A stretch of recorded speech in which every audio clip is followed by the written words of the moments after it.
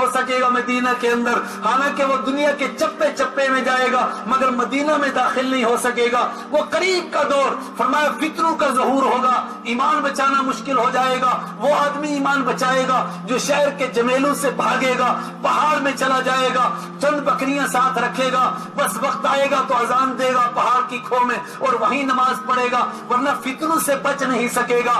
لیکن پروردگار ایک طبقے کو ایسا رکھے گا جو حالات سے ٹکرائے گا، جو حالات کا مقابلہ کرے گا۔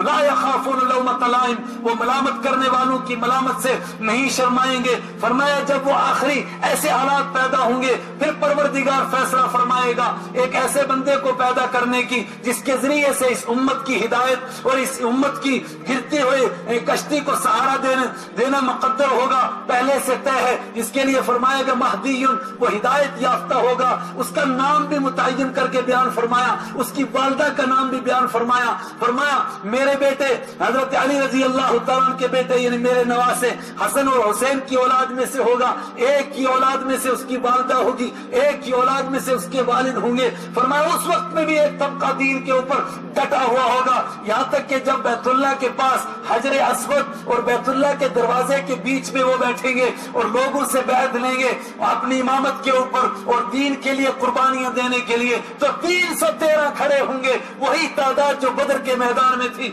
وہ کھڑے ہوں گے سب سے پہلے۔ صلحاء هذه الامه اتقیاء هذه الامه، وہ اس امت کے سب سے صالح قسم کے لوگ ہوں گے، وہ نیک لوگ ہوں گے۔ فرمایا پھر یہ قافلہ چلے گا، پھر دنیا کے اندر دین زندگیوں میں واپس آئے گا اور دین کی تر و تازگی لوگ دیکھیں گے۔ پھر وہ بڑا فتنہ آئے گا دجال کا جو پوری دنیا پر چھا جائے گا، پروردگار اس کو طاقت دے گا۔ کیوں طاقت دے گا؟ فرمایا صرف آزمانے کے لیے کہ دین پر کون رہتا ہے اور ان فتنوں سے دو چار کون ہوتا ہے۔ دجال لوگوں کو ایسے شعبے دکھائے گا کہ اس کے ہاتھ میں ایسا لگے گا کہ ایک ہاتھ میں جنت ہے، ایک ہاتھ میں جہنم ہے، پوری دنیا کا چکر کاٹے گا، 40 دن میں کریا گھوم جائے گا، مگر نہ مکہ میں داخل ہو سکے گا نہ مدینہ میں داخل ہو سکے گا۔ اس وقت میں بھی کہ ایمان والے ایسے ہوں گے جو اس کو للکاریں گے۔ اور میں نے وہاں بھی سنایا تھا کہ ایک جوان کھڑا ہو جائے گا، دجال کہے گا تو مجھے خدا مانتا ہے، وہ کہے گا نہیں مانتا ہوں۔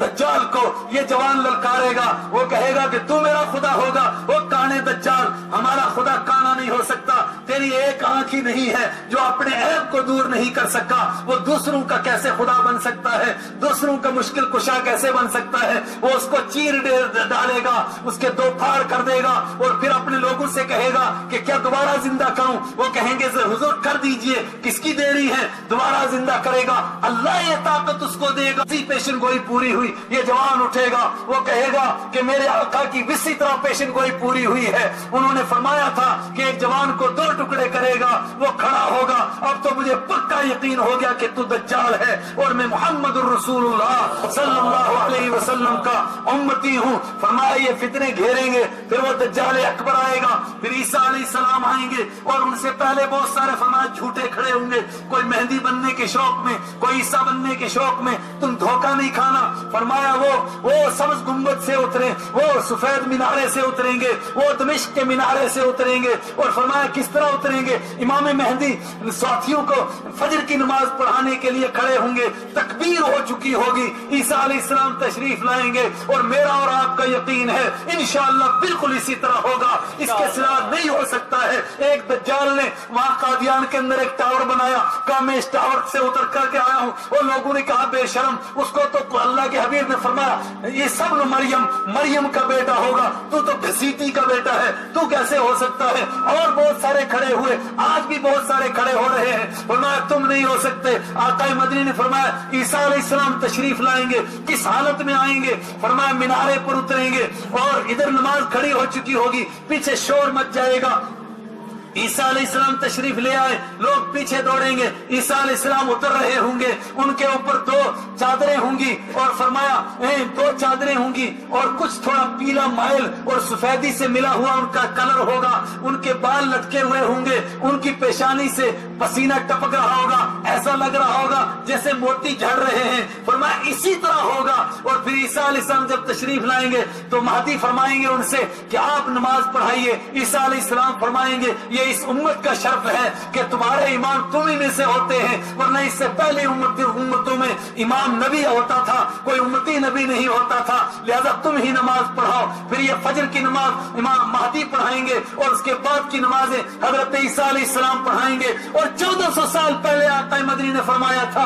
1450 سال پہلے فرمایا، پھر فلسطین کے پاس ایک شہر بسے گا، اس شہر کا نام لد ہوگا۔ اس شہر ادھر یہ نماز ختم ہوگی فجر کی، ادھر شور مچ جائے گا کہ دجال کا لشکر آ گیا، حضرت عیسیٰ علیہ السلام لے کر اس لشکر کو چلیں گے اور دجال بھاگے گا اور لد نامی شہر بس چکا ہوگا، اس کے گیٹ پر پہنچے گا۔ اس کے گیٹ پر جیسے پہنچے گا وہ تو حضرت عیسیٰ علیہ السلام اس کو قتل کر ڈالیں گے۔ فرمایا بلکہ وہ ان کے خوف سے ایسا پگھلے گا جیسا کہ برف دھوپ کی وجہ سے پگھلنے لگتی ہے، اور یہ لد نامی شہر ہوگا اور اس کا ساتھ سب سے زیادہ دینے والے یہودی ہوں گے۔ لیکن پھر کیسے حالات ہوں گے؟ فرمایا پھر پروردگار پتھروں کو گویا بنا دے گا، درختوں کو گویا بنا دے گا، جہاں یہودی چھپے گا درخت آواز دے گا، پتھر آواز دیں گے، الیہ عباد اللہ، اللہ کے بندے ادھر آ، ہونا یہودی موجود، فقتلہ، یہ ایک کمبخت موجود ہے اس کو نمٹاؤ، یہ کمبخت موجود ہے اس کو نمٹاؤ۔ کیوں یقتلون الانبیاء،